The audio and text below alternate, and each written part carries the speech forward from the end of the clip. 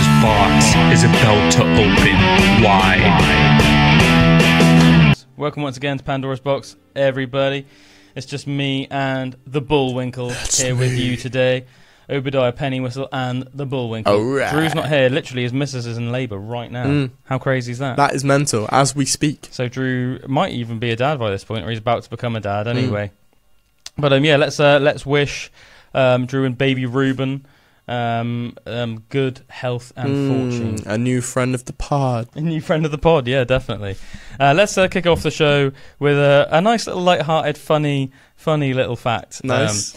Today, did you know that apparently in 1996, a man in Devon, England, spent a year hooting at owls and recording their responses for research, unaware that the responses were actually one of his neighbours who was pretending to be an owl and hooting back. I thought that was like such a just a hilarious little fact. That's so good. Just imagine that, thinking like, oh my god, yeah, I'm getting the owls to like respond to me and like actually like, you know, recording it all, writing it all down, trying to get, you know, thinking that you're doing some like really good owl research. Yeah. It just turns out that your neighbour's doing something like that. I would love to see the big reveal of when he finds out that it's his neighbour. I wonder how he found out. Do you reckon his neighbour one day was just like, oh man, been really enjoying our little like owl hoots the last year? And he's like, what? And he's like, you know, like when you hoot at an owl and I just hoot back. And he's like, what? I thought that was an owl. You know? I like to think that they were still going and the neighbour like coughed or something as he was doing it, and the guy was like, that can't be right, or sneezed or something. That's definitely like, I appreciate the sense of humour of the neighbour though. Like it's real fun doing stuff. So like that. funny. Yeah, like I just sometimes just find it quite fun just to make weird noises in the garden and stuff, you know. I've definitely like howled out the window like a couple of times and stuff. Like tried to do like a real good like wolf howl, really loud. Especially if you notice like a full moon and that. Do you know what I mean? Just to like done the odd little, you know, full moon howl out the window, just to try and just on the odd chance or the off chance that somebody might listen might be like, it's a werewolf. Yeah, I really hope that someone out there that has had that thought when they've heard you. Yeah, me too. Yeah, not just being like, who's that idiot? Yeah. Who's that idiot howling out of his window, you know? So good. Have you ever heard of a man called Peter Curtin? Peter Curtin? I have not. Peter Curtin. You can go and see his bisected and mummified head in person, mate. Yeah. Whoa. Yeah. Peter Curtin was known as the Dusseldorf Vampire, and yeah, he was a murderer. He had his head bisected and mummified in an attempt by scientists to understand the inner workings of his mind.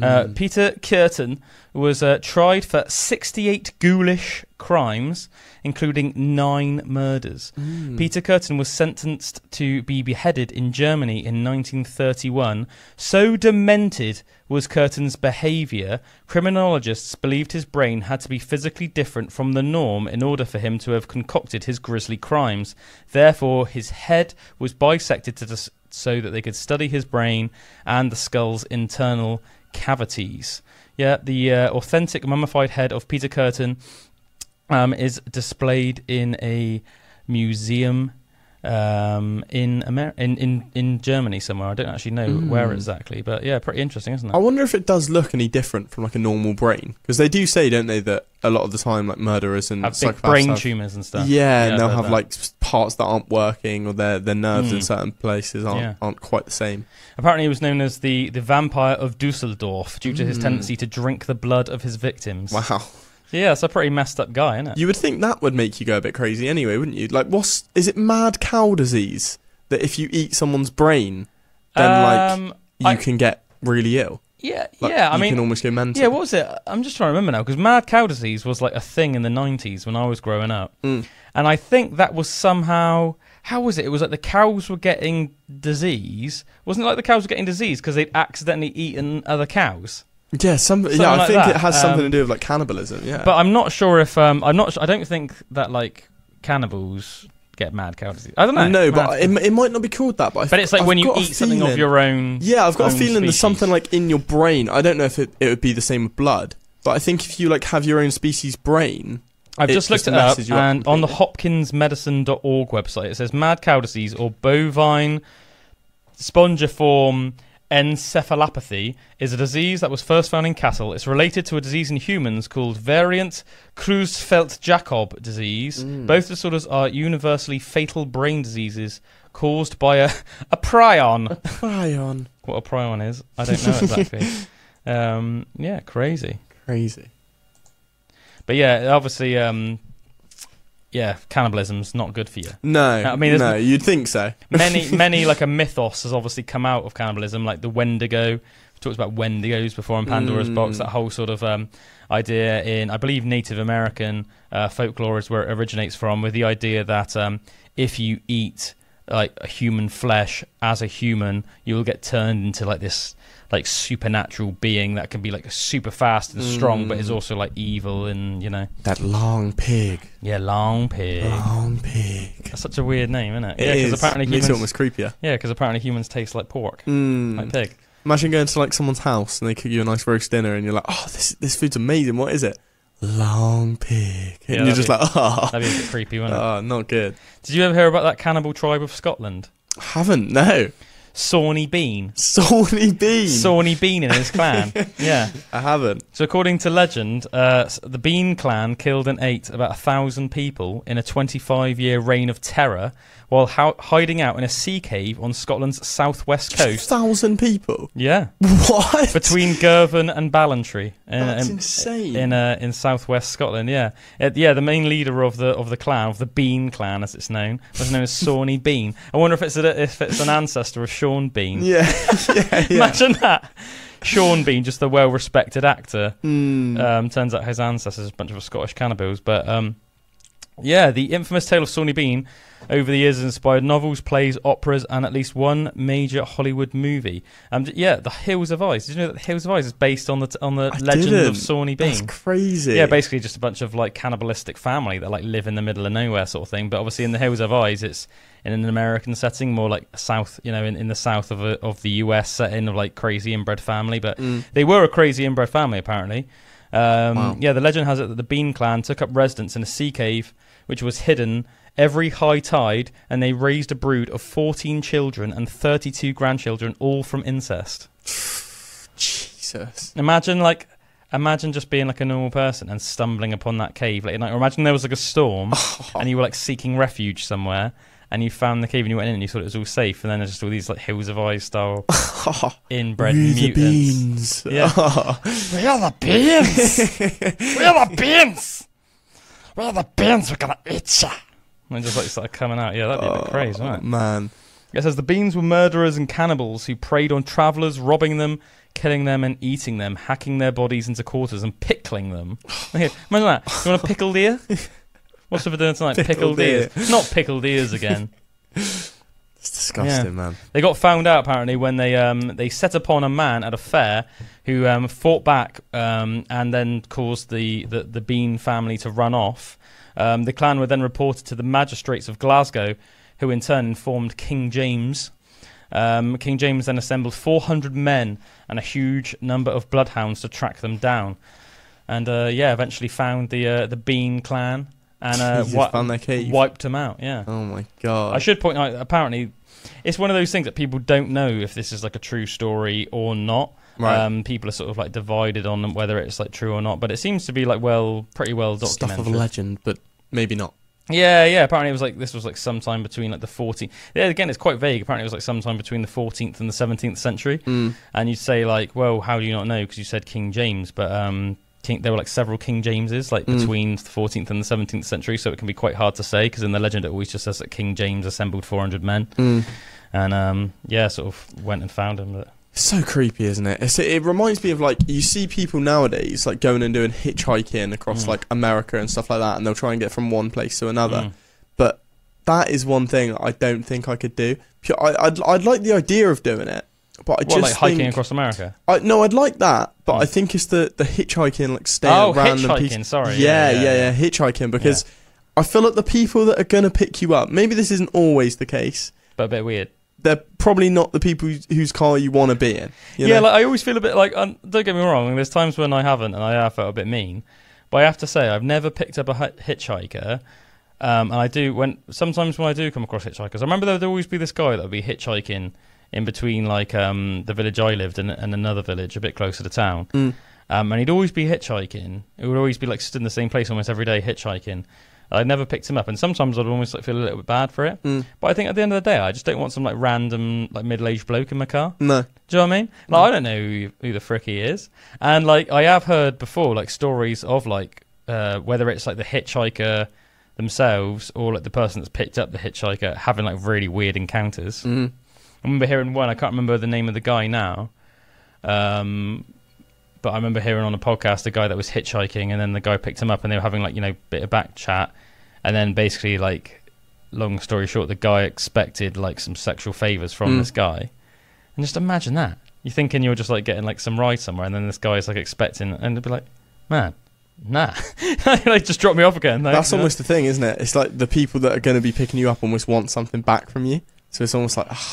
Just a scary thought, a daunting thought. Don't get me wrong. There are obviously some like sound people out there might just be like, "Oh, where I you picked going?" up a hitchhiker once. Did you? Yeah. I was getting a milkshake, and a guy was like, "Where are you going?" I was like, "Bridgewater," and he was like, "Can I come?" And I was like, "Sure, why not?" Mate, that is hilarious. Did you have much like chat with him in the car? Yeah. I was chatting to him. I can't. He was sort of telling me his like life story a little bit, and he was sort of like, I think he was going through a divorce at the time or something. Right. How old was he? Probably about like 40s. I reckon, but seemed like a pretty interesting bloke. Seemed like the sort of bloke that needed a victory or needed like something to go well, and I felt like at least I'd provided that a little bit. Yeah, you provided that day. Otherwise, it'd have been a long walk for him. Yeah, I think he gave me a £20 note in the end as well. I didn't even ask him for any money. I was, but then. Why didn't he just go catch a bus? He could have saved himself some money as well. Exactly. Do you know what I mean? Yeah, good point. Maybe he just, I don't know, like maybe he just wanted that interaction. He wanted to like spill himself to someone. I don't know. Do you reckon some people just like, it's like almost like a thing for them, like they enjoy hitchhiking? Maybe. Like, I want to do a bit of hitchhiking today. I want to see who I can meet and just like chat to and tell my life story. They say, don't they, that like people that you know you're never going to see again, they sort of tend to like spill themselves to you because they have that freedom of knowing. Oh yeah, there's no like judgment or whatever. Yeah, I think that's one thing I really like about traveling, because I've done like quite a bit of solo traveling now, but I think whenever you go somewhere and you're meeting people, if you're just sort of with them for a day, like oftentimes I'll go by myself, but then I'll meet someone on the first night or whatever, and the second day we'll be like, oh, let's meet up, go do something. Yeah. And I feel like by the end of that day, you almost know those people better than you know the people that you come home to and see every single day, you know? Yeah, I know what you mean. It's like very uncomplicated, isn't it? Do you know what I mean? It's a very almost like simple like human interaction. And I guess there's something like really nice about that in a way. Yeah, I think people are almost more honest. I think in their day-to-day life, everyone wants to sort of put up their own image, don't they, of themselves that they want to be perceived image, but as. Also like barriers as well, I think. Yeah, exactly. Yeah. But I think those are all broken down, like we say, instantly the second you sort of know you're never going to see that person again. There's like removes any consequence. Removes any consequence. I wonder, there's like those missing 411 in America. And for people that don't know what the missing 411 is, if you look it up, especially if you like a tale of like mysteries and people going missing and stuff, there's this thing called the missing 411 in America. And it's all these people over the years that have just like vanished without a trace. We've talked about some of them on Pandora's Box before in the past, but really fascinating stories, some of them. And it's people that have literally vanished off the face of the earth in like various parts of the United States of America. And it's so fascinating, isn't it? But it like makes you wonder, doesn't it? Like with some of those, like was it? Yeah, whether it was like hiking and imagine if you just encountered like. Imagine if there was just like some cannibals out there just like waiting for you, or you got picked up by a hitchhiker or something, and then they did, do you know what I mean? And then you just, God knows, do you know what I mean? But long story short, you just disappeared, completely just vanished without a trace. I almost think that's like more creepy than if they were living in like just living in society. I don't know why I think it is, but just the idea of the Bean family, for example, living out in some cave in the middle of nowhere, just completely. Almost like inhuman. Yeah, like and almost like the second you're there, you're done. There's no one near, there's no society near you to fall back on. Like they've almost just become like a subspecies of human. Yeah, exactly. Yeah, that's quite like a creepy thought, isn't it? 100%. You ever like hear those rumours that like, I mean, this is most likely complete tosh, but like, ever hear those rumours of like those like cannibals living in the London Underground? Haven't, no. I think it's supposed to be like in like Baker Tilly or something like that. Is that? Wow. I'm pretty sure that's a place, isn't it? In London Underground, or is it Bakerloo, Baker Tilly? I don't know. That's so. I'm not like I don't frequent London that often, so I'm not up to date on my London Underground lingo. But Yeah, apparently, I know that there's like the story goes or something, like the rumor goes that rumor has it that like some like builders that were working on the line or something like back in the 70s, like were working like late down the line, and they found like some like human remains or something like that. And then people have reported also like late at night seeing like strange, almost like humanoids, like rained up there while they've been like late at night in the underground, like really far deep into the tunnels, and almost like we'll look at them, and then as soon as they see that they've been spotted, we'll like run off into the darkness and stuff. That's so creepy. So creepy. I think what makes that even more creepy as well is you'd imagine if that's like something that's been going on for generations, the dark would naturally sort of I was going to say evolution, but it's de-evolution more than anything, isn't it? But de-evolution. It would change you as a person. Like, you'd imagine they'd look quite weird. Like I imagine they have sort of big beady, almost like an owl. Yeah, well, it says in like, you know, in like, well, either like you look like an owl to like help you see, or more likely, I reckon, is like you would lose your sight altogether, but your other senses would get better. You know, and you see that in like horror movies like The Descent, don't you? Have you seen The Descent? I haven't. No. Mate, you should see The Descent. It's a great horror movie. Yeah, so it's like without obviously ruining it, there are almost like humanoids that have been living in caves for like God knows how long, and they've almost like lost their sight, and they're like deathly white. Do you know what I mean? They're like really pale white. So obviously they're just never out in the sun. But like they've got ridiculously good like hearing and stuff. And it's almost like a bit like, you know how like bats and like things that work on like echolocation, bit like that. They like make like clicks and that and stuff in the movie, but it's quite creepy. That's almost like what I pictured when I remember hearing about the London Underground cannibals. Almost like so creepy to think that like in somewhere like London that in some ways is so civilized, there could be something so uncivilized like living almost amongst it all. That's something to corrupt underneath. It reminds me of, I think we spoke before, didn't we, about in the catacombs in France, where you can, obviously they're still around underneath the city, so in many a place you can actually still get into the catacombs. But it's so not recommended, especially if you don't like know where you're going, because there are people that actually live in the catacombs that like will go out. If you're like there with a phone light or a torch or something, people have like said before that they know there are people around there who will just go steal your light and like steal your map, and then you just be in the dark of the catacombs. Is that in Paris, you said? Yeah, with no map, because they're massive, aren't they, as well? Yeah. But they reckon loads of people live under there and like steal that would be people's super lights creepy and maps. as well, because obviously there's like loads of bones down there and everything, isn't there? Exactly. You're literally just surrounded by constant human remains. So that would be extra creepy. What? So it's like criminals go down there specifically to target people. Is that right? I think so. Or maybe they like actually live underneath, you know, in the catacombs. Yeah, I guess that's super creepy. Yeah, the way I understood it was that they knew it so well inside and out that they didn't even really need a light to like be able to navigate. Like they just kind of knew the catacombs by the back of their hand. Well, it's like your house, isn't it? It's like you don't need to like put the light on to like go to the toilet in the middle of the night, do you? You just like muscle memory, innit? Imagine like going down and being like, I'm in Paris, I'm going to go see the catacombs, that'd be a cool thing. And then getting your light stripped of you. And you know you can like hear the walking around and like weird noises. Oh, that'd be And you know you're like surrounded by bones, but you just can't see anything because it's pitch black. That'd be a little bit like, do you remember when me and you and Drew were talking the other week about there was like supernatural, well not even necessarily supernatural, but just like creepy videos that we've seen. And I was saying about that one guy that I saw, and he was like in a tent in the woods, and he'd just gone like solo camping late at night in the woods in America, and then he like heard like footsteps approach, and then like there was like somebody was like poking his tent and stuff like that, and just being really creepy, and he was like then being like, hello, who is it? And then they weren't replying, but they could just hear them walking around the tent, and they were almost getting like more bold. And then he eventually was like I've got a knife, like leave me alone, leave me the hell alone and stuff. And then he like it sounded like they walked off, and then he got out of his tent and literally just left all of his stuff there and started to like run towards his car, but obviously like hiked like quite a way into the woods, so it wasn't like it was just there, and then he got lost in the woods, and then like realized like that they were like following him in the dark. Like that's so creepy, isn't it? It's such like an antithesis to the natural beauty that you try and surround yourself in the woods as well, isn't it? Yeah. It just, you almost feel like you're really safe in nature naturally, and then the second that something like that starts happening, it's just switched. Yeah, horrible. Like what you'd normally have like the relaxation of like camping, especially like in the forest or something like that, it's just completely like taken from you. Yeah, it's so it's just out in the middle of nowhere. You've got no way to get home. Horrible. Yeah, it's so creepy, man. Yeah. So Blair Witch Project, isn't it? Yeah, and as we were saying as well, like, it's a bit strange to think there are even people that just like, do you want to go out to the woods tonight and just mess with some people that are camping? Do you know what I mean? And just be like, let's just torment them. Yeah, it's just horrible, isn't it? Yeah, it's a bit weird, isn't it? Like, Like, and there's always that question, isn't it? It's like, you know, like how sinister were they? Were they just essentially pranksters, or like were they straight up like murderers? You know, because a bit weird that they were like, you know, he saw them in his like torchlight, like he realized that they were like following him. Yeah, and stuff. Luckily, that guy had managed to get back to his car, and yeah, he went home. I can't remember if in his story he said that he went back the next day because he went back at daylight to like get his stuff, and I can't remember if he said all of his stuff had been untouched or if it had been destroyed. Yeah, way though creepy. Sorry everyone if I'm yawning. I'm not being I'm not rude. I don't not want to be here. I'm just a bit tired.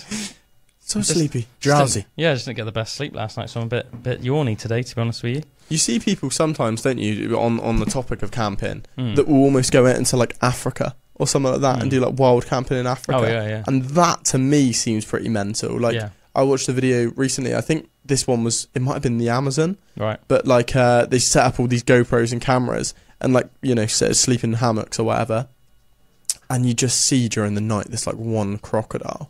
Or it would be crocodiles. Yeah, Nile crocodiles in Africa. Yeah. They just come like right up to like where they are and just sort of like check them out, and that's creepy. Like I don't think I could sleep in a place, particularly with all the noise of like animals. Africa? Yeah, in Africa or Africa I imagine would be more noisy because there'd be more things sort of like. Oh yeah, I mean it's just like a dangerous place in general, Africa, isn't it? I saw a video of a guy. I don't know how like easy it is to do this.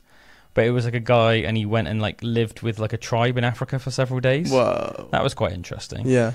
So yeah, he was like hunting with them, and just like living with them, and like they got like a mental life. So like a lot of them just run around barefoot, or I think maybe all of them were just running around barefoot. And yeah, just like hunting like wild pigs and stuff with like bows and arrows and things like that. Yeah. You know, like primitive bows. So and arrows. Tribal. And I remember as well, like in the video I watched. They were like going to go get some honey, and obviously they literally just like climbed a tree, and there was this beehive, and then they just started like hacking off like parts of the beehive, and obviously the bees started going mental, and were like stinging them and everything, like stinging them like crazy. But they've built up this tolerance to the bee stings, so they weren't like running away and being like, ah! They were just carrying on doing it. That's crazy. And like the white dude that was there with them. Like he was being brave, to be fair, but he was just like I'm just gonna like stay super still, and he like stood back a little bit and was just like, I'm really hope that I don't get stung like too much, because you know like he just knew that he didn't have that same tolerance as those guys. Whereas I guess maybe they were so used to like that was just their way of collecting honey that like they just built up a super tolerance where they'd been stung loads. But I remember him saying they went back to the camp and they had all this honeycomb and everything like this, all this like fresh honeycomb, and then he was like they gave him some and he was eating some and he said it was the tastiest, best honey he'd ever had. I can imagine. But yeah, you'd have to be like careful in like Africa, because obviously like, you know, you've got like really poisonous snakes, as well as like, you know, I mean all the common, I say common, I don't know how common they are really, but you know, like all the big predators that you know that you think like of lions, when hippos, all that. Yeah, that you think of when you think of Africa. You think of like crocodiles, hippos, lions, hyenas. They've also got like cheetahs and leopards. You know, like we said before, you wouldn't even want to mess with like a zebra. The zebra kicks you, you're done. You're done. I mean, it's essentially like a really freaking like mean wild horse. And like for anyone that's ever stood next to a horse, like horses are freaking massive, man. You can see their like rippling muscles. Like if you get like, I literally like my Mrs. Granddad. So my Mrs. Granddad, his granddad, got killed. Apparently died because he was like they were farmers. I never remember if it's a bull or a horse. I think I thought it was a bull, and then I was corrected recently it was a horse. Wow. But anyway, a horse, and it was like a horse that, you know, he knew. Like it was like a horse that worked on his farm. He was like stood near the rear of the horse, and for some reason something obviously made the horse feel threatened that day or something, and it kicked him, and then he hit the floor with like such violence and stuff. I don't know if it was the kick itself or the hitting the floor, but anyway, the horse kicking him killed him. He like fractured his skull and stuff. That's insane. And he just died like on the spot. Jesus. So like, yeah, as you said, like, I mean, obviously a zebra is basically like a wild, super mean version of that, and they're going to be way more defensive naturally because they have to deal with things like lions, you know, lions and hyenas and stuff on a regular basis. So they're probably like almost like a bit paranoid. You know, they go to drink, you got to deal with crocodiles. You're looking over your shoulder all the time, literally, because there might be like lions or or hyenas or like African wild dogs after you. You know, you'd be pretty skittish, wouldn't you, if you had all that stuff chasing you around all the time? Oh yeah, man, yeah. Or even if you just step in the wrong place and like some poisonous like snake just like bites your leg or something, you know. It's a brutal life for those sort of wild animals, man. 100%. Brutal life. And to think, like, as a human as well, the amount of like parasites and stuff like that would be over there. Yeah, gross. Well, do you remember? Well, it's like when we had one of our guests on, Brian Alsher, and he was telling us about how he contracted that like awful parasite when he was in like Africa, like wading through water, and it was like the parasites like grew inside of his body and were essentially like eating him from the inside out. And then the doctors told him that if they hadn't like discovered it, like because it was like really messing him up, he was like it was like eating his stomach and stuff like that, and he was like throwing up like something like ridiculous, like 100 times a day. Jesus. Literally couldn't eat or like drink anymore because every time he tried to ingest anything, he would instantly throw it up. They basically said that like if he hadn't eventually been diagnosed, being able to take in the medication to like kill the parasites and stuff, they would eventually just eat in like every internal organ in his body. Oh my god, like termites inside your body. Oh man, they would have eaten his stomach, his lungs, like his liver, like everything. They would have worked his way up to his brain and just eaten his brain. He would have just died at some point along the way when his like body finally just gave up from like the stress of like being eaten from the inside out. But yeah, I think that's such a horrible thing, man. Like parasites, that's one thing I don't like. Yeah, like parasites. You can't even see it to avoid it. Yeah, I know. Yeah, it's like that one, isn't there? That like apparently, I can't remember if this is in Asia or Africa or something. The one, you know, where like it can, if like you're weeing into a river or a lake or whatever, it can swim. The parasite can swim up your wee and go into your wiener, and then it grows in your freaking wiener. And I remember watching that television program with a guy who like got back to where he lived. I think it was in the UK. And then he started feeling this like pain in his penis, and eventually he had to have like surgery on his peni, and they essentially like had to like slice his penis in half, and there was this creature like living in the middle of his penis. That's just so disturbing, isn't it? That's horrible. That's so bad. Just like, man, that's just so rough, isn't it? Jesus. What the hell, you know? Yeah, that is hell. That is hell. My God. Yeah, I mean, I don't know. When you hear stuff like that, you want to be careful. You're doing certain countries, don't you? Like, don't apply, say, like UK rules to like, just any country in the world, because like some places, you know, are just like, you got to be like clued up on the country you're at. I think you can't like trust the medical procedures over there as much in some of these places, can you? Either like, yeah, I mean, I'm sure a lot of countries have very good medical procedures, but I guess also some of them not so much. Yeah. I think that's the thing as well. But like, it's like rolling the dice as well, because I honestly I wouldn't really like know. Do you know what I mean? Like, I'm sure some countries would be like a pleasant surprise in terms of how good it was, but then others would probably not be so good. You know, 100%. Yeah, man. Horrible. Crazy. I heard quite like a funny but bad statistic the other day. All right. Did you know that the UK has apparently officially overtaken America as like the country with the most obese people? Oh my God, really? Like per population, yeah. Wow. Yeah. So obviously America is still the kings apparently in terms of like the country that has the most obese people overall. Yeah. But that's because they're just a way bigger country than us. But yeah, apparently compared to the actual overall size of the population, the UK has the most obese people on the planet now. That actually really shocks me. Do you reckon? It really does. Like, it does in a way, but I feel like I know. I feel like we all know quite a few fatties. Yeah, true. Do you know what I mean? I feel like when you go to America though, like everything is so saturated and like even the colour of their drinks. Like I know we've got like Fanta and Coke and stuff like that, but like here it's still. I mean, it doesn't look natural, but it does to an extent. It doesn't look too much off of like an orange juice or something like that. You go over there and it's like neon. Like it looks like it'd be glowing inside. But of I you guess, stuff like that. I guess, like at the same time though, I mean, I often think it. Like, often when I pass McDonald's, regardless of where I am in the country, there's all pretty much always like a backlog, say in the drive-through. There's always plenty of cars parked in the car park. And there's always lots of people through the windows. True. Do you know what I mean? It's like, and like at the end of the day, I mean, I guess you could say McDonald's is like an American chain, so like they might be contributing to our fattiness.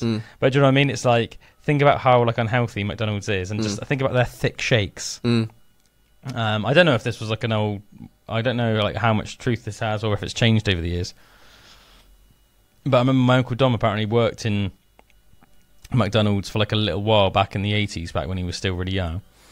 And he said that he would never, ever in a million years eat a McDonald's milkshake because he like saw what like goes into it, and apparently they put like a lot of like fat in it, like chicken fat and stuff like that, and it's just gross. Oh, God. To be fair, that might be like an old wives' tale. They might have like changed it over the years. I'm pretty sure it was Michael Dommett told me that, but someone that used to work there told me this as well. Allegedly, this is true because it's just a story, but apparently that the reason that it's sometimes not working, like you can't go and get a milkshake, is because they'll not clean it for so long that there'll almost be like maggots and stuff like writhing around at the bottom.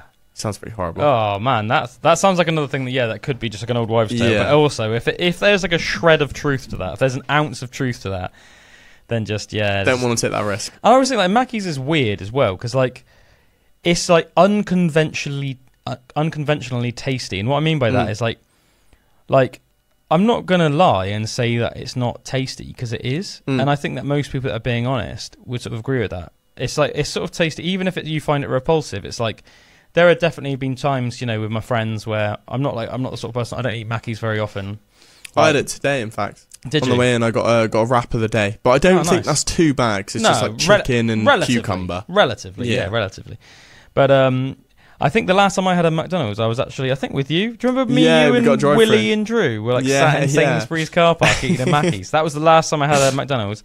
And I think the time before that was all the way back, I think, in like 2019 maybe, when I had one on the way back from seeing Metallica in Twickenham with like Josh and Claire and Willie. And then I think we stopped off in a service to somewhere, and it was like so late and it had been so long since I ate, and I was like, man, it's time to, large Big Mac meal, extra double cheeseburger on the side. But like, get back to my original point, it's like, it's sort of like unconventionally tasty. What I mean by that is it's like, you look at it and like the meat is barely passes as meat. It looks quite cheap and gross, really. But there is undeniably almost like satisfying when you're eating it. Like it's doing something for your taste buds. But the very fact that it seems like, but it doesn't look like it should. Do you know what I mean? It looks like cheap and nasty.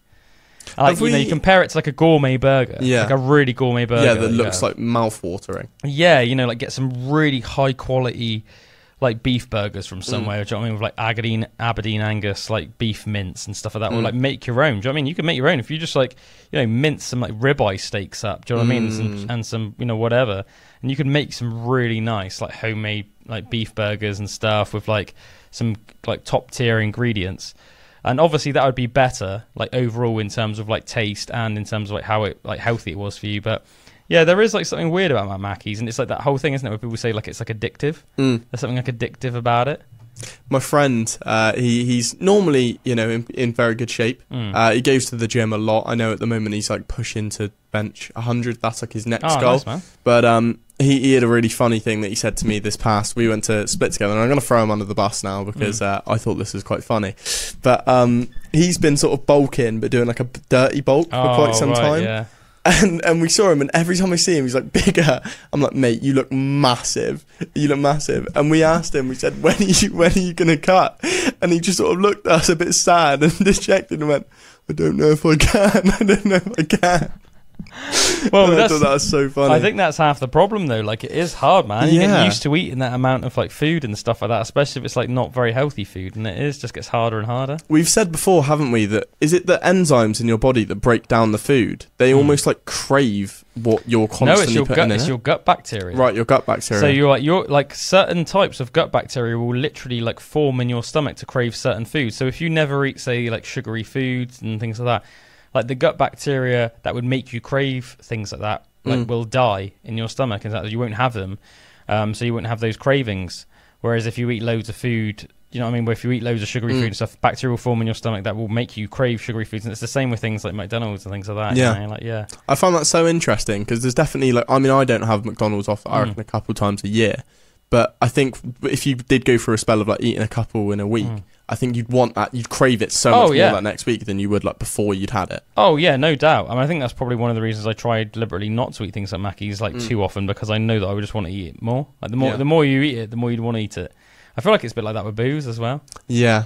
But I also think, like on the bright side of things, I also think that that's almost like quite a hopeful thing for, say, people that are like, you know, on the larger spectrum, like people that are maybe like really overweight and they want to lose weight, that could be like something a bit, worth remembering.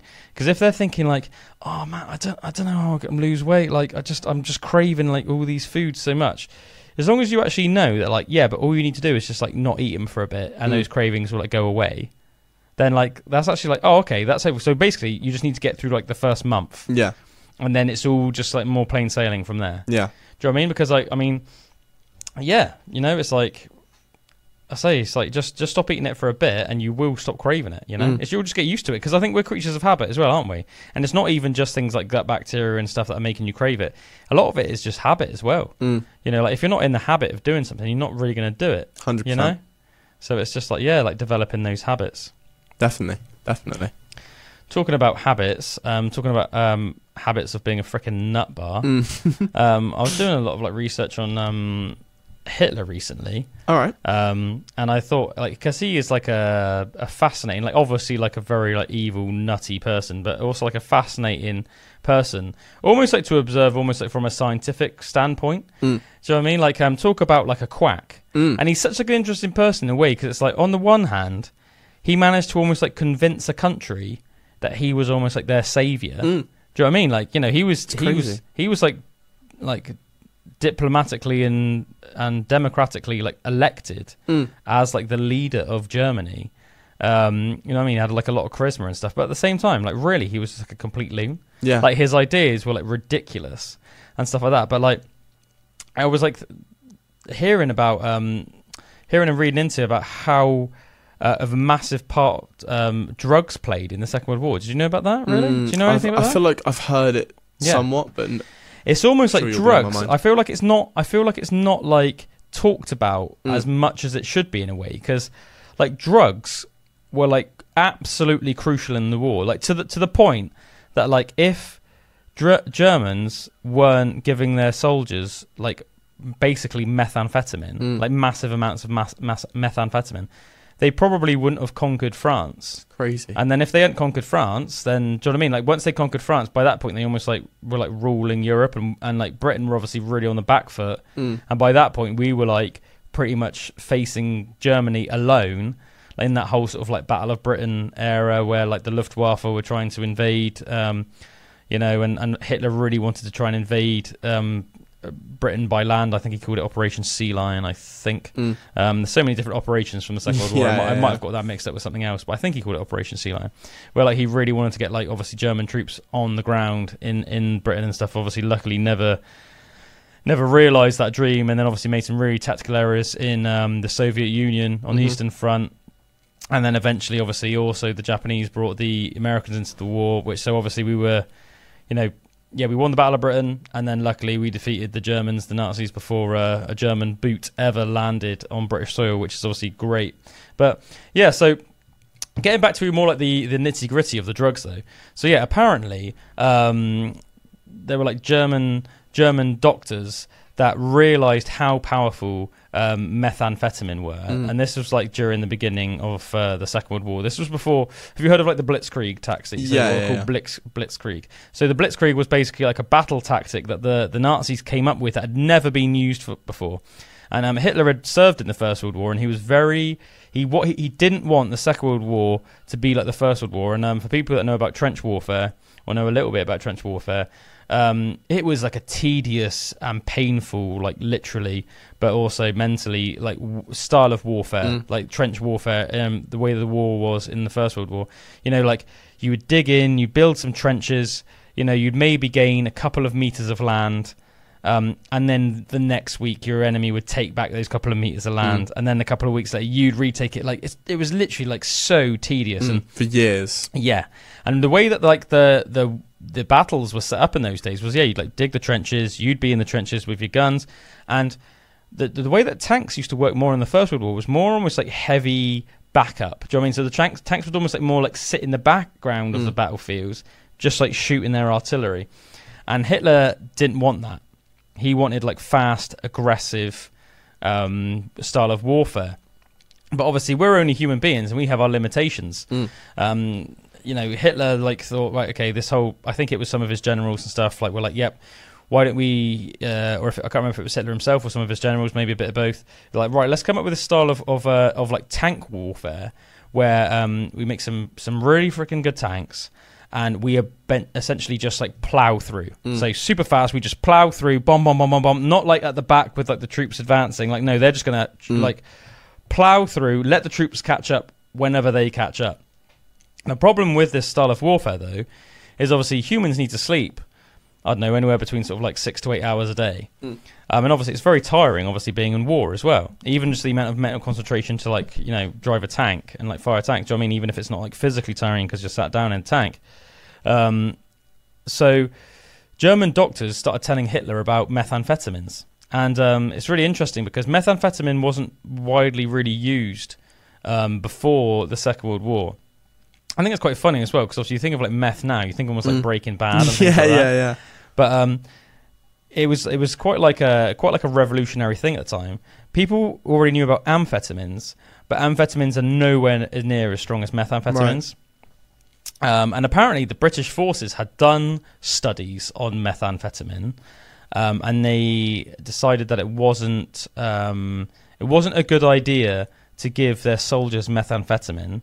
Because the British studies showed that although it was made you extremely alert and formidable in the short term, in the long term, methamphetamine usage on a regular basis causes really bad addiction and also in the long term depression.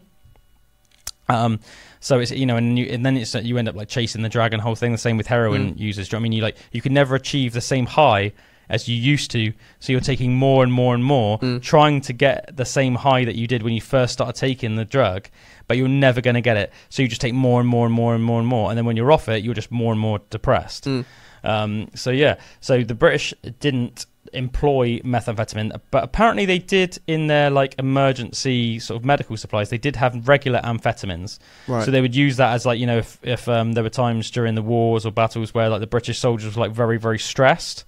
Like mentally or physically, you could take that as like a bit of a pick-me-up, almost in the same way that you would like take a coffee. Do you know what I mean? Like a really strong coffee or something like that.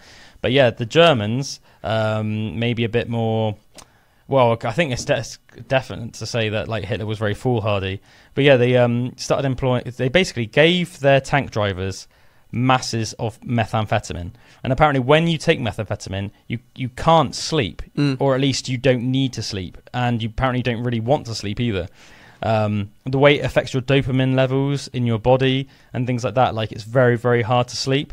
And they would be giving methamphetamines like en masse to these tank drivers, and apparently when you give a lot of methamphetamine to somebody as well, they almost go like a bit rabid. But and in general, it was interesting. They did all these cognitive tests on people that took methamphetamine, and they found out that they were like more alert, didn't need to sleep, were more like aggressive.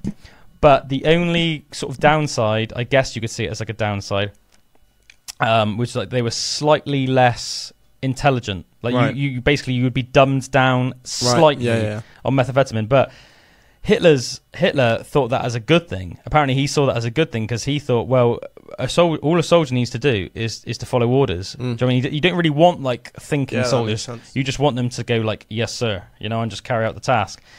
So anyway, they was like, okay, this is great. So they gave loads of methamphetamine to the Blitzkrieg tank drivers, and they just plowed through Poland. You know, and you know, it's not to be underestimated. At the beginning of the Second World War, the French army were like really freaking feared because I think at the time, at least on paper, they had the largest army in the world. Wow. Right? And they were a really formidable force. But it was almost like things couldn't have gotten worse for the French because the Blitzkrieg tactics smashed through France. The French didn't know anything. I don't know if they didn't know anything about methamphetamine. Certainly they didn't know anywhere near about as much as the Germans did. But and they certainly didn't give anything like that to their soldiers. On the contrary, the same. You know, I told you that the British forces were allowed to have like amphetamines in their like rations. Well, it's almost like hilariously typically French in a way. This, But the French soldiers were allowed, I believe, up to like 1.5 litres of red wine a day. All right. And that was almost like their version. Their performance enhancers. Yeah, with the idea that it like sort of like it relaxes you, but maybe it makes you more brave or something. But I don't know about you, man, but especially in alcohol like red wine, it makes you quite drowsy. And apparently it was almost like this crazy parallel. And there's reports that I believe it's Rommel, one of the German generals who became very famous. I believe it's Rommel, who was a tank driver. He was like one of the leaders of these like blitzkrieg tactics. And apparently there were like reports in France, and it terrified the French people. And it's one of the reasons why Germany defeated the French so much, because you know, the say it would get to say like 8 p.m. and it would be like in France during like the start of World War II. The French would be thinking like, oh, okay, well the Germans must be done for the day. Like we're knackered, they must be knackered. They've been ploughing through, like they've covered like mile upon mile upon mile in their tanks today. Let's all rest for the night, drink our red wine, and recoup, and then we'll get back to war again in the morning. And then apparently like an hour would go by, and they'd be like all drowsy on red wine and stuff, and then they'd hear the tanks approaching from distance, and apparently Rommel would be like literally like out of his tank, like screaming like a madman. Like screaming and like laughing maniacally while he'd be like running over French soldiers and like while like laughing and like crushing them under his tanks. And apparently it was so terrifying for the French people who were like knackered and like groggy that they almost like were suddenly seeing these like Nazi soldiers as almost like superhuman, because they were just wired, alert, and were on it, and they were like terrified of them. Like they didn't need to seem sleep. It was like the Terminator or something, you know. The French were like, "What the hell? We've like never seen anything like this before."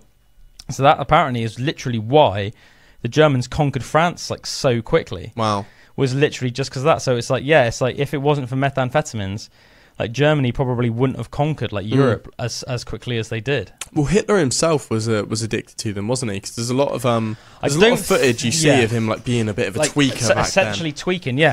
With Hitler, I don't think it was methamphetamine that he was addicted to. I think it was opioids. Right. Okay.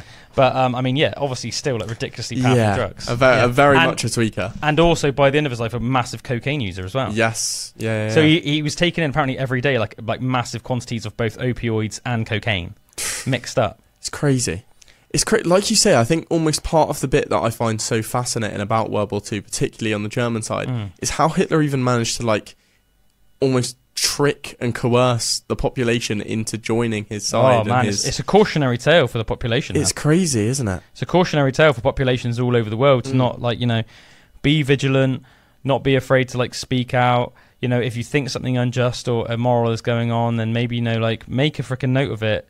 Don't let like it sort of start running rampant too much in the population, you know. Yeah, gain too much traction. But it's interesting, like going back like to Hitler. Apparently, at the beginning of the war, he was like really health conscious, and apparently, like he would sometimes be octaed. He had a personal physician, and apparently they would sometimes offer him drugs, and he didn't want to take drugs. But what he would get was vitamin injections. Right. So his personal physician used to give him vitamin injections, which I find quite interesting. So, like, you know, as I said, very health conscious man. Yeah.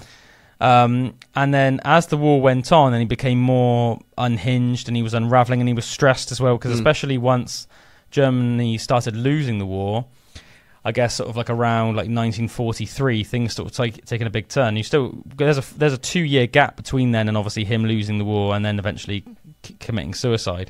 And in those 2 years, he was like very, very stressed. And a lot of his generals were like second guessing him.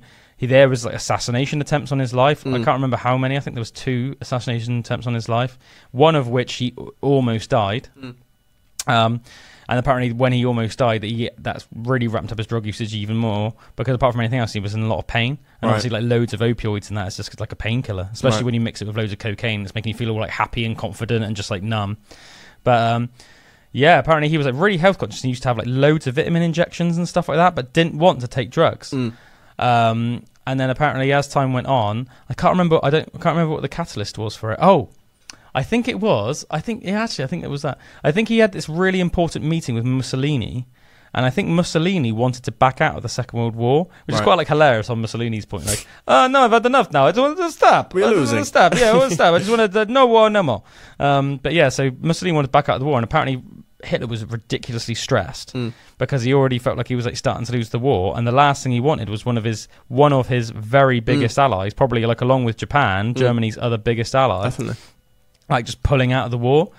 So apparently he was so stressed he took like a load of opioids, and then apparently went into the meeting, and apparently he was acting like a nutter. Apparently he just didn't let anybody else get a word in the whole time. He was just talking over everyone. Mussolini himself apparently didn't even get a word in. But apparently he was like apparently he was very confident, very like in charge, but almost came across like, and almost like, apparently even almost like inspiring, but almost to the point where like at the time you'd maybe think it was inspiring, but then afterwards you'd almost like leave the meeting, you'd almost like a couple of hours would go by and you think, that guy's freaking... Yeah, that was mental. That was a bit mental, actually. Do you know what I mean? Like, that wasn't like almost like normal behaviour. So yeah, I think that's quite interesting. And then, yeah, apparently especially after his, the suicide attempt on his life, where a bomb was placed under his desk during a meeting, and then it blew up, and then apparently both of his eardrums were like blown out, and apparently he had like thousands of splinters in his body, stuff like that. So imagine that, the agony. Yeah. Of having thousands of splinters in your body, both your eardrums have been blown out. I don't know about anybody out there that's ever had ear issues, if anyone out there's ever suffered from like tetanus or anything like that, or just, have you ever been like diving too deep in the sea? Yeah. And then for a couple of days afterwards, you got like pain in your ears. Like I've had that a couple of times. Like it's really not nice, is Horrible. it? Horrible, man. So like, yeah, like ear injuries are like no joke. But yeah, apparently after that, he really ramped up his drug use. Apart from anything else, just because of pressure, because he didn't feel like he could afford to like spend loads of time in bed recovering. Yeah. So apparently he would just tell his physician, like, give me whatever you need to give me so that I can like make my meetings today and stuff like that. So they would just be like, okay. And because Hitler apparently he struggled with digestive issues all of his life. So he didn't like to take things orally. So all of these drugs, all of these opioids and cocaine, he would get injected straight into his bloodstream. Wow. So imagine how strong that is. Yeah, because he had this like he hated ingesting things because apparently he had like lifelong digestive issues, as I said. Right. Another crazy thing that apparently he took and apparently was administered to a lot of the Nazi soldiers as well, which I thought was very interesting. Nowadays we know that this isn't very good for you, at least in high doses. Apparently they used to inject loads of pig's liver. All right. So he would inject pig's liver into his veins. That's insane. Or his physician would. And the idea being, obviously, because pig's liver is very nutritious, and it is. It's not wrong that it is. Liver in general is very nutritious. That's why, killer whales will often kill an animal, and they'll prize the liver. Do you know what I mean? The liver is the most coveted part of the animal. The alpha wolf in a pack of wolves is always the one that eats the liver in like a deer that they bring down or whatever. But liver's one of those things that it's almost like it's too nutrient dense to eat on a regular basis. So they say really you shouldn't eat liver more than like once or maybe twice a week. Right. If you start having like liver every day, you're almost getting like too much of an overload of certain nutrients and stuff like that. Almost the same as if you were like to take loads of vitamins, and it, like that actually does a detriment to you rather than a positive. Exactly. But Hitler they didn't know that so much at the time, and like they just wanted almost like all these super soldiers and stuff. So they were giving all the soldiers like pig's liver, and Hitler was injecting pig's liver. So imagine he was injecting loads of opioids, cocaine, and loads of pig's liver, and apparently his body was just like a mess. It's quite a concoction, isn't it? It's a weird concoction, yeah. And apparently by the end of the war, his like body was like a mess. But it's like not surprising. Yeah, it doesn't surprise me at all. I'm surprised he like didn't die of a heart attack before he committed suicide, because he must have been like, not that he was like really old, but he certainly wasn't a spring chicken by like 1945, Whereas, when he took his like cyanide pills and stuff like that. Another thing which I thought was crazy, and it just goes to this is like straight up addict behaviour. Certainly not what you want from a leader if you're already losing the war as well. By the time that like the war was coming to its closure, more towards the last like year or two of the war, the British Air Force were doing a great job of bombing like German factories and stuff like that. And obviously the main things they were targeting were things like tank producing factories, like Luftwaffe, like the aircraft producing factories, ammunitions factories, and things like that. Because obviously it's like, if your soldiers and your airplane pilots and your tank drivers haven't got the equipment to work with, then you're sort of like useless, isn't it?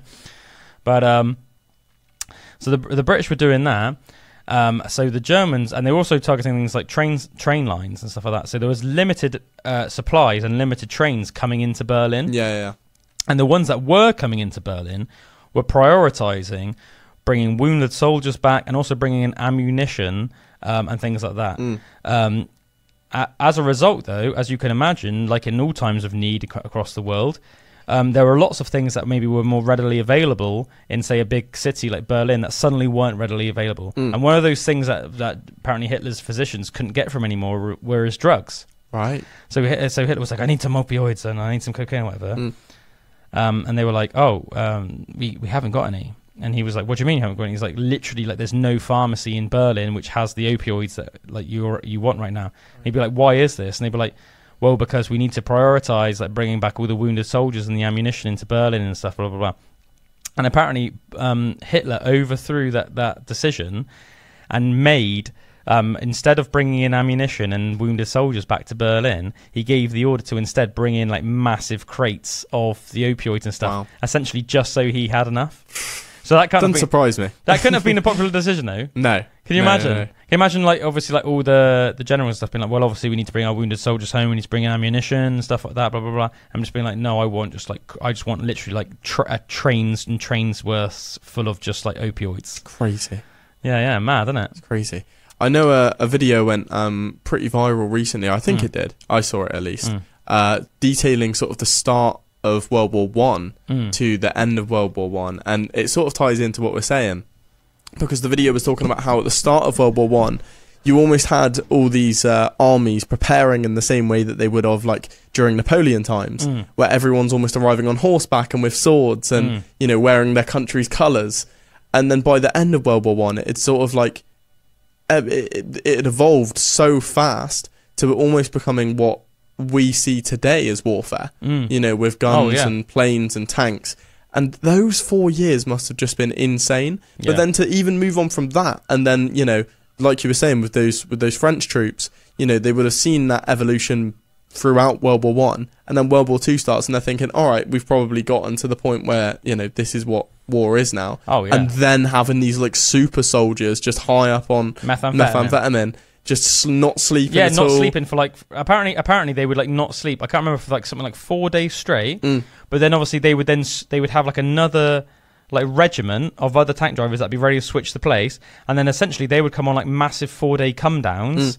While they would then be switched out with other tank drivers that would then be wired on methamphetamine for 4 days. So they had this like never ending, at least at the start, like convoy of just like soldiers that could just be awake 24/7. And they sort of had this like pincer movement, didn't they, during World War II, where they would surround the entire place and almost like come at it from all angles. Oh yeah, they would essentially just steamrolling stuff. Yeah, steamrolling stuff. Yeah, it's insane. So you can see why the French would have been so taken aback and not anticipated some that French whatsoever. Guy that's just drank in like his third glass of red wine after like a long day, and then some methamphetamine like freaking Nazi just comes through in his massive Panzer tank or whatever. That's insane. Yeah, it is crazy, man.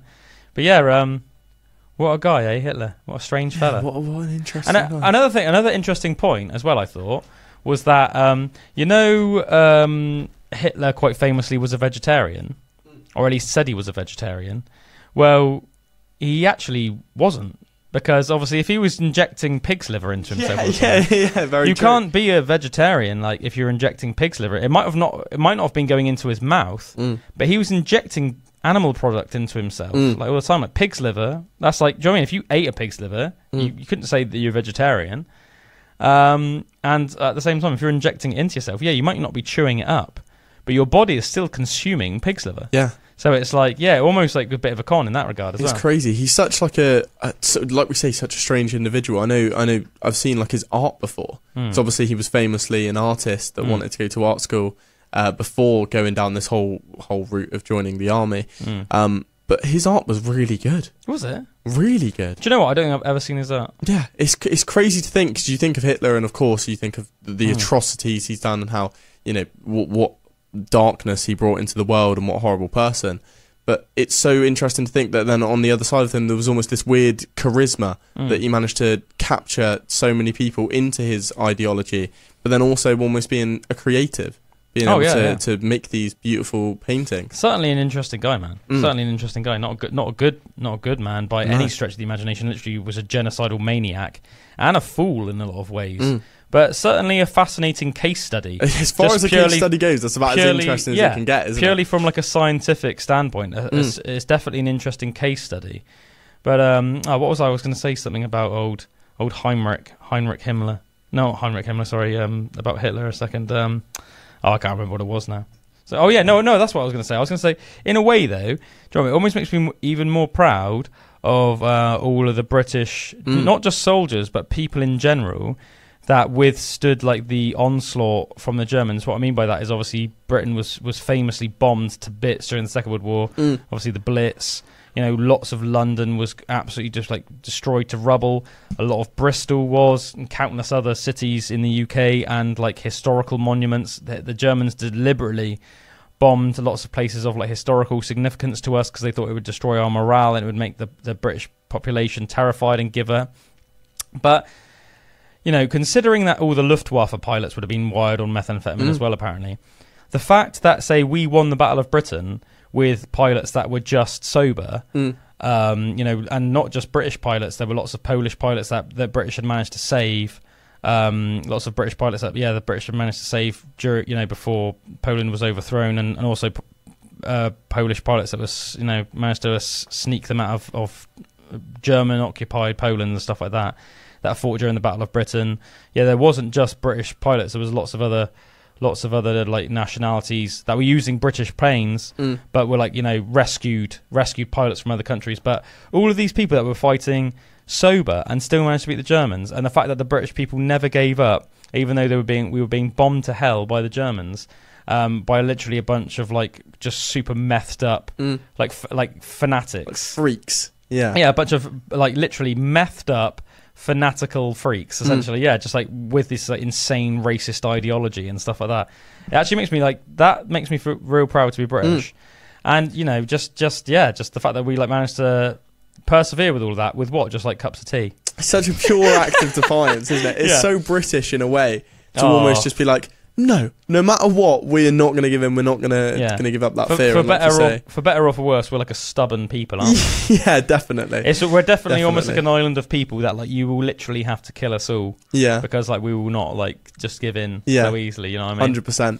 I think it's I think it almost begs the question, this sort of conversation of if there was to be another world war, what the evolution of warfare would be during that. Because I think, you know, obviously there's always wars going around in the world, but I don't think just, you know, country to country war sort of has that same development of technology. But I think when everyone gets involved, like we've seen with the two world wars, the evolution of warfare is so ridiculously fast. Well, I think one of the biggest things that you've seen, say, compared to the Second World War, is obviously things like drones. Yeah. Obviously, drone strikes and things like that are massive nowadays. So obviously, just like unmanned, essentially planes, aren't they? So that's essentially what they are. That can just drop missiles on things and stuff like that. So I think that's one massive thing: drone warfare. Obviously, we had special forces in the Second World War. That's when sort of like that was like the birthplace of modern special forces, wasn't it? The SAS did a lot of work, and the SBS during the Second World War. And it was our collaboration with the American forces that inspired then the American forces to do things like, you know, all their Black Ops, you know, Delta Force, you know, all that, you know, Green Berets, you know, all that sort of stuff, of more like special forces mindset of warfare rather than your standard infantry, cavalry, you know, like blah, blah, blah, artillery sort of thing. But, yeah, I mean, I think today, it would almost just be like scary, and I think it'd be almost almost like in line with everything else in our modern world. It would almost be like mass, like information overload, and almost like schizophrenic, because I think you'd have almost maybe the more conventional warfare, but then you'd have all the drone warfare, but then you'd have all the spec ops going and stuff that would be like just going off the charts, and then you'd always have the threat of things like nuclear war as well, and it'd almost be like so many pies for everyone to have their fingers in, and so many threats from different areas, not to mention cyber strikes and you know, people trying to bring down your national grid, or I guess that would be like a huge aspect to modern day war nowadays. Hack the government websites, hack the banks, you know, bring down the grids, like all of these things, do you know what I mean? So like between all of that, I mean, wouldn't like to think, man, it'd just be like absolute chaos, wouldn't it, really? Absolute chaos. Crazy. Yeah. Thought another thing that I thought would be interesting to talk about today.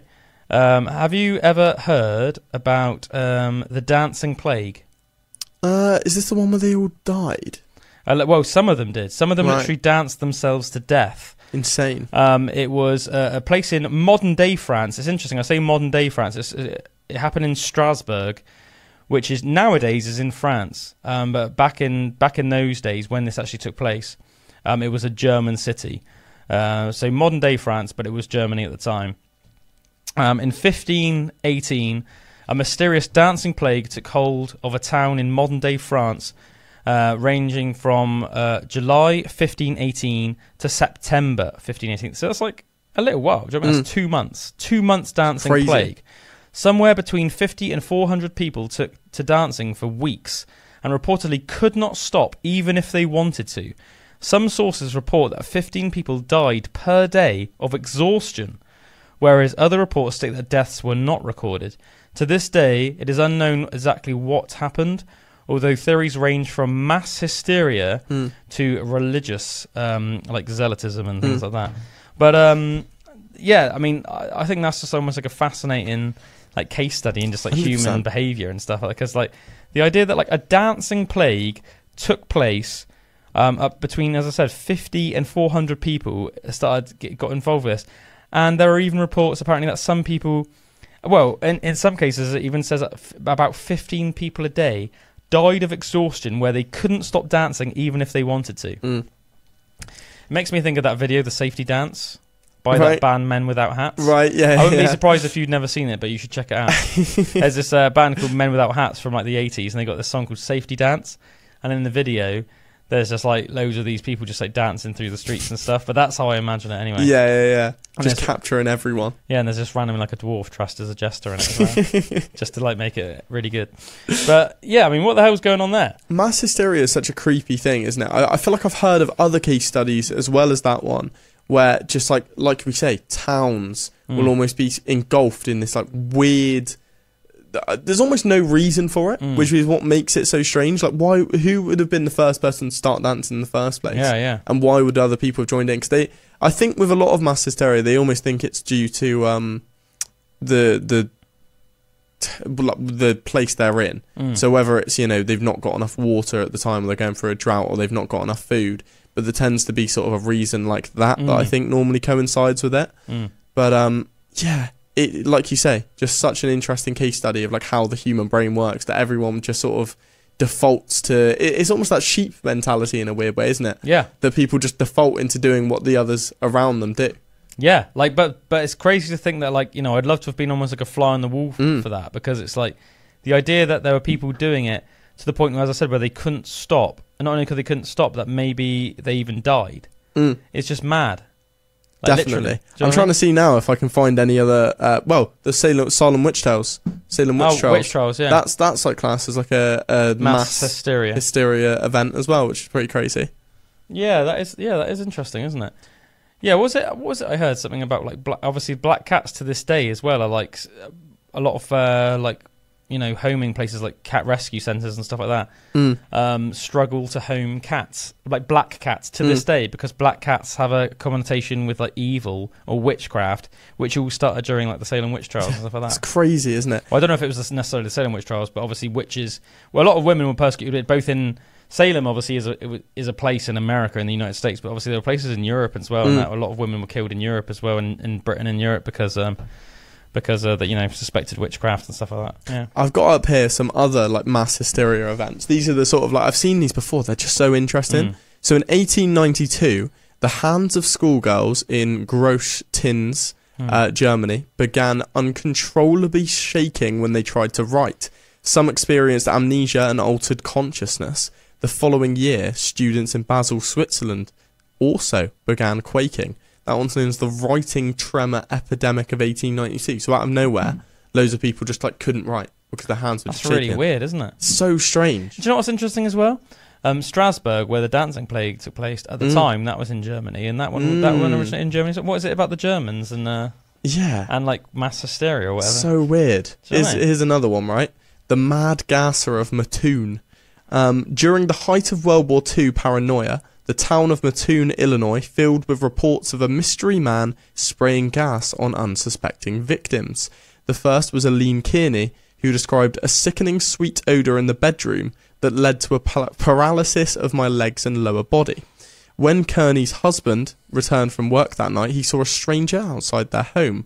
The Kearney story was published on the front page of the local paper, which proclaimed there was an anaesthetic prowler on the loose. Soon the entire town was filled with reports of similar sightings and symptoms. The only thing travelling faster was news of the prowler, which made global headlines and incited panic. However, the mystery assailant was never found. So I think the reason it would be in there, people must assume that it's not actually real. Like, there was no assailant going out doing that stuff. Yeah, it's like, I mean, it makes you wonder, was there or not, which is like really cool. Somebody should make like a program about that, and it would be like the whole way through. It would almost be like the mystery would be: is there actually like somebody on the loose or not? And you could have it where there's like this detective, and he's like almost like slowly going mad, and he's like, one minute he's convinced that there is an actual assailant, and the next minute he's like, he's not. You know what I mean? That'd be quite cool. Yeah, that's a really cool name for it as well. The Mad Gasser of Mattoon. That's a cool like movie name. Yeah, the that Mad worked Gasser really well. of Mattoon. Yeah, what would you call the television series? You could just call it Mattoon. Yeah, the Mad Gasser. Yeah. Here's one more, right? The Tanganyika laughing epidemic. Now this one, so this is the sort of thing that would seem really creepy. Following sweeping changes after a hard-won fight for independence from Britain in 1961, the East African territory, now known as Tanzania, closed its schools for weeks as dozens of schoolgirls found themselves unable to stop laughing. By the end of the epidemic, over 1,000 people were swept up and 4 schools were forced to close. Whoa. How crazy is that? That's Imagine mad. like walking into a town and there's just like this uproar of constant laughter from like everyone. That'd be creepy. It reminds me of like the Joker from Batman. Yeah. Like the Joker's laughing gas has got him or something. Yeah, that's really weird. It's really creepy, isn't it? But like we say, there's almost always like some sort of stressful event around the occurrence as well, isn't it? Like there with them getting like independence. I suppose that would have been after quite a stressful time. You'd think that they'd be just really happy. Yeah. You know what I mean? You don't think they'd be very stressed by that. Maybe that's why, man. Maybe the like endorphins. Is it endorphins that make you happy? Well, endorphins are like more like happy hormones you get from exercise. Right. So dopamine. I think that's like what I'm looking for. dopamine hit. They're almost getting like such a dopamine rush that it's just causing them all to laugh. They don't know how to get it out. Maybe, man. Maybe, yeah, that's crazy, isn't it? Yeah, I mean, I think that's why, you know, psychological phenomenon like that is just so fascinating, isn't it? Like cases of mass hysteria or, you know, people that may or may not exist, like the Mad Gasser. Like, was there actually like an unknown assailant going around gassing people? Or was it literally just a figment of people's imagination? Obviously, you know, it's like talked before on Pandora's box about things like alien abduction and aliens in general. It's like, is that another case of mass hysteria? You could say, you know, like how many people have had supposed encounters with ghosts or even demons or like reckon they've seen Bigfoot and all sorts of things. It's like, how much of that is psychological phenomenon or is there actually something to it? Is it just hysteria? Is it the stress of the mind making you see these things that aren't really there? You know, or is there actually something more to it? Yeah. It's very interesting, isn't it? The mind is such a powerful thing, isn't it? If you were to tell someone that they were in a haunted forest, I think they'd be so much more likely to see something than if you hadn't even said anything whatsoever. Oh, yeah, and it's really easy to, like, document that because, I mean, I think we've all had moments where, say, for example, it doesn't have to be this exact scenario, whereas, you know, you've watched a horror movie and then it's very simple. You've watched a horror movie, so that night it's hard to sleep. It's no different than any other night when you go to sleep, when you're just really happy and you just like nod off thinking about your dog or your cat or your missus or your mum or whatever. But instead, you're terrified that night. And it's simply because you had some sort of psychological stimuli that made you feel terror, which means that currently in the forefront of your brain, you've got like depictions and images of like horror and terrifying events, which is now causing you to feel uneasy in your completely safe bedroom and making you maybe believe that there are things like threats in the house that aren't really there or threats in your bedroom that aren't really there and you don't want to go to the bathroom in the dark. So it's like it's a very easily like documented like, you know, psychological phenomenon, isn't it? How like I remember once watching a movie and it was when I was a kid. I think I was still working single digits at the time, so probably like, you know, like 8 years old or something. And I remember I had like a little television in my room and I should have been asleep, but I was being like naughty and I turned the television really low down, like the volume down, but I was like watching the television. It was my first ever TV. It was this tiny little box television I had in my room. It was like, because I shared a bedroom with my brother for a long time when I was really small, but then it was my first ever bedroom and it was my first ever television. And it was this movie I don't know if it was called Killer Bees. Do you know what? I think it was called Killer Bees. But if it wasn't called Killer Bees, it was about killer bees. Right. And obviously, killer bees are like a real thing. There's like I think it's like when like an African bee mates with like a European bee, and it makes like a crazy bee. Do you know that? I've never heard of that before. And it literally makes a killer bee. Whoa, and that's like a real thing. That's insane. They didn't make it up for the movie. Yeah, so if you like breed, I think it's European and African bees. I think that's right, or it might be like American bees and African bees.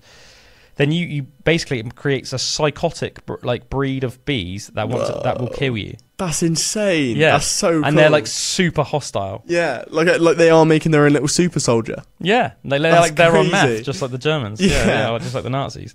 But anyway, yeah, I remember watching that program in bed like really late at night, and I shouldn't have. And as you can imagine, there's like so many like just bees in that movie, and scenes of people getting attacked by bees. I remember, like, almost like, because you don't understand things that you do when you're an adult when you're a kid, do you? I remember turning off the movie, and I wasn't scared because it wasn't like scary, right? So to speak. It was like interesting, and it was like a thriller, I guess. It had threat, but I remember being really itchy, and I had to keep checking that there wasn't like insects crawling over my body, because as you can imagine in the movie, there were scenes where people were like covered in bees and that. And I was like really itchy, and I kept thinking that there was like, I kept feeling the sensation of like insects crawling on my body, and I had to be like, and like itch myself and that. And yet again, it's a psychological phenomenon. Like, I'd watched something where there was lots of insects crawling around people's bodies, and as a result, it was like my brain was on red alert for it. Yeah. So I was making up phantom feelings of insects crawling over my body, and I remember it like confusing me at the time, and I didn't really understand the rationale for it. Do you know what I mean? I couldn't like logically explain it, but I just thought, this is obviously something to do with the movie. I remember like, thinking that. But yeah, it's just weird. So cool. Psychological phenomenons, everyone. How crazy is that? I think we're going to leave it there for this week's Pandora's Box, everyone. We've had a good time talking today about how essentially the Nazis were on methamphetamine. Yeah, and in Hitler's super soldiers. Yeah, methamphetamine up super soldiers that didn't sleep. Also Hitler, how he was basically hooked on opioids and cocaine by the end of his life, and how drugs actually had such a major part to play in the Second World War. What else have we talked about? We talked about the Sawney Bean clan, the cannibals of Scotland that may or may not have existed. Yeah, we've talked about loads of stuff. Psychological phenomenon. But we've enjoyed bringing you this Pandora's Box, as always. If you're a regular listener or if you're a first-time listener, we appreciate you. Check us out. We are on YouTube and Spotify as Pandora's Box Podcast. You can also find us on Instagram. Yeah, we appreciate it if you'd give us a follow and a subscribe on there. We've got loads of old school good pods with all sorts of guests and just us talking about a plethora of subjects going back years now. So as I said, whether you're an old school listener or a first time listener, we love you. Have a good week. See you next time. Bye bye.